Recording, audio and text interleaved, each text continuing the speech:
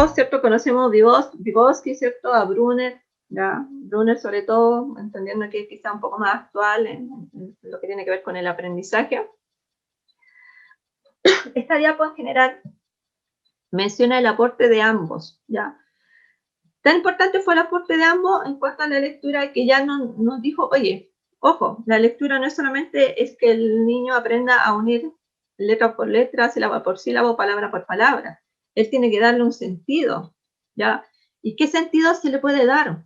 ¿Ya? ¿Qué sentido le voy a dar a esas palabras que estoy leyendo?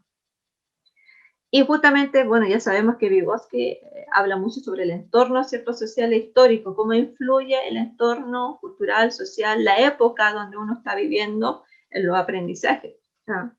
Y ahí no sé si uno va para atrás, ¿cierto? Entendemos que hay un constructivismo, en la actualidad es muy centrado, ¿cierto? El aprendizaje en el estudiante. El estudiante tiene que ser el motor, ¿cierto? De su propio aprendizaje, y nosotros como profesores terminamos siendo, entre comillas, una guía, ¿cierto? Un referente también importante para ellos. Por eso, así como somos una guía, le vamos indicando lo que tiene que aprender. Disculpen, voy a silenciar el WhatsApp, que se me olvidó.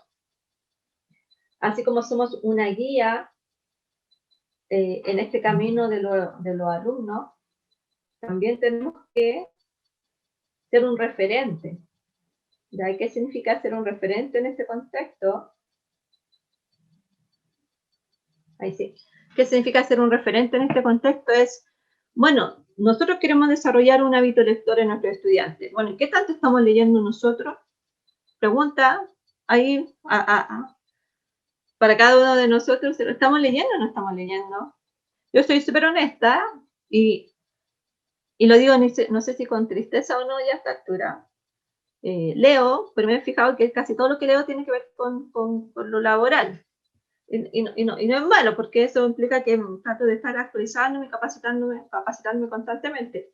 Pero sí de repente extraño los tiempos más de ocio, donde uno puede leer quizás una novela que a uno le interese, otro tipo de información que quizás es más, que es más rápida de leer y quizás no tanto trabajo. Yo no sé cómo, me imagino que la realidad de ustedes es la misma, ¿cierto? Nosotros como profesores constantemente tenemos que estar leyendo sobre nuestra disciplina, y a veces dejamos un poco de lado la lectura de entretención, que como bien decía por ahí Marcela, si no me equivoco, te abre mundo, ¿cierto? Cuando uno te saca de la burbuja, como comentaba ella. Entonces, ojo con eso, ¿ya? Entonces, el entorno social implica que me ayude o no a adquirir mejor el lenguaje, sí.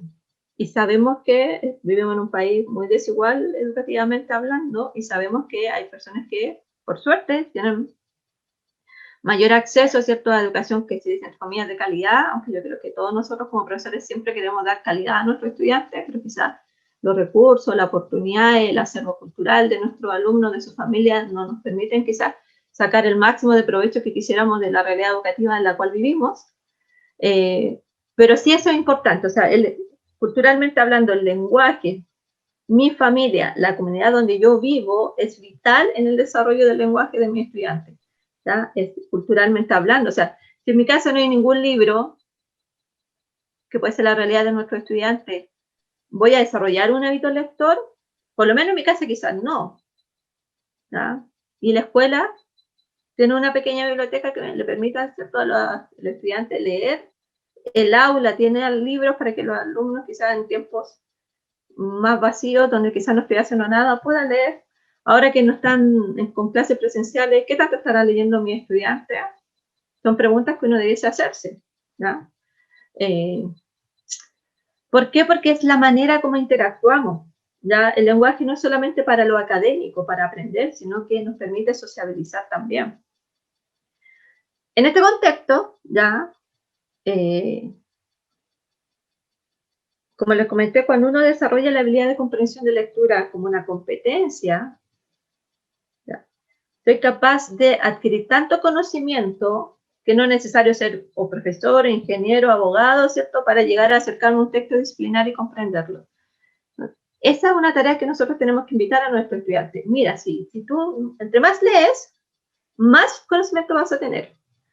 No implica ser mejor persona, que es lo que que igual es un sesgo elitista un poquito de que la gente que más lee es como intelectualmente mejor. Yo no voy en ese sentido, ¿ya? No creo que ser mejor o peor persona depende de que leo más o leo menos de lo que leo.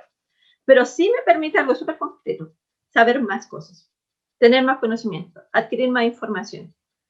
Y en eso sí es una tarea de la escuela. Si en la casa no se le, por algún motivo no se le da esa oportunidad al alumno o alumna, en la escuela sí tiene que ser esa oportunidad, ¿ya?